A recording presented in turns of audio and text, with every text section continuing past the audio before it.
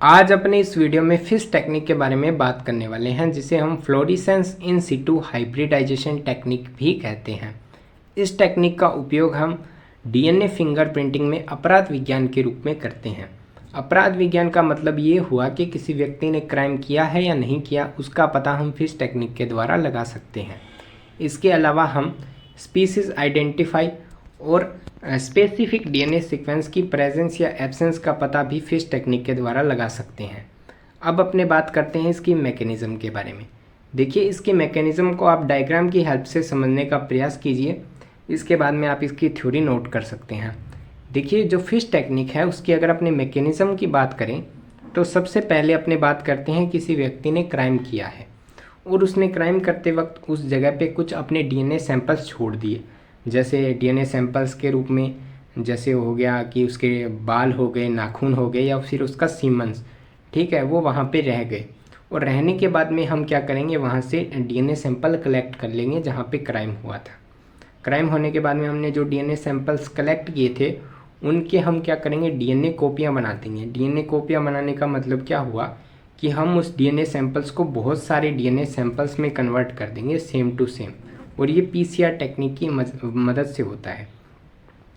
PCR technique की मदद से हमने जो डीएनए सैंपल्स मिले थे उन्हें बहुत सारे डीएनए सैंपल्स में कन्वर्ट कर दिया, लेकिन जो डीएनए सीक्वेंस है वो सेम ही रहेगा, उनमें कोई भी चेंजेस नहीं आएगा।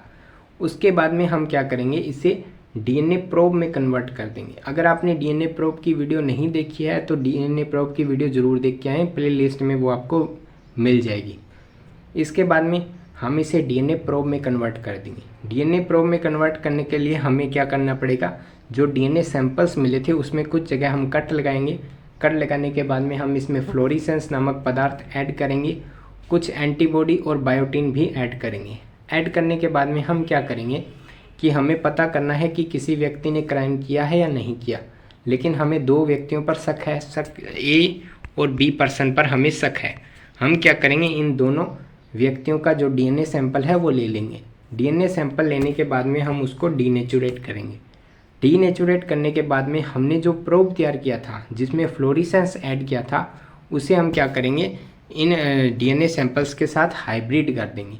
अगर ये DNA probe in DNA samples में से इन दोनों में से किसी एक के साथ हाइब्रिड हो जाता है तो अपने क्या करते हैं, फ्लोरेसेंस माइक्रोस्कोपी द्वारा इसे डिटेक्ट कर लेंगे और हमें पता लग जाएगा कि उस व्यक्ति ने क्राइम किया है या नहीं किया। देखिए, ये जो डीएनए प्रोब होते हैं ये स्पेसिफिक सीक्वेंस के साथ ही ऐड होते हैं और डीएनए प्रोब का जो आकार होता है वो मेंटेन रहता है, मतलब ना तो ज़्यादा बड़ा होता है ना ज़्यादा छोटा होता है। ये जो डीएनए प्रोब है वो स्पेसिफिक सीक्वेंस के साथ ही ऐड करते हैं और हमें पता लग जाता है कि ये जो किसी व्यक्ति ने क्राइम किया है या नहीं किया। ये जो स्पेसिफिक सीक्वेंस होते हैं उन्हें रिपीटेटिव सीक्वेंस कहा जाता है।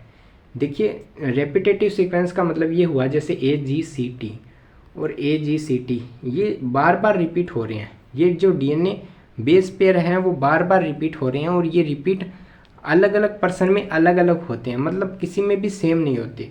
और यही डीएनए फिंगरप्रिंटिंग का मेन बेस रहता है। इसके आधार पर ही हम पता लगा सकते हैं कि किसी व्यक्ति ने क्राइम किया है या नहीं किया, और यही इसका मेन बेस रहता है। अगर आई होप आपको ये वीडियो बिल्कुल समझ में आ गई होगी। अब आप इसका स्क्रीनशॉट ले सकते हैं। आप यहाँ पे हिंदी मीडियम नोट्स भी बना सकते हैं। आपको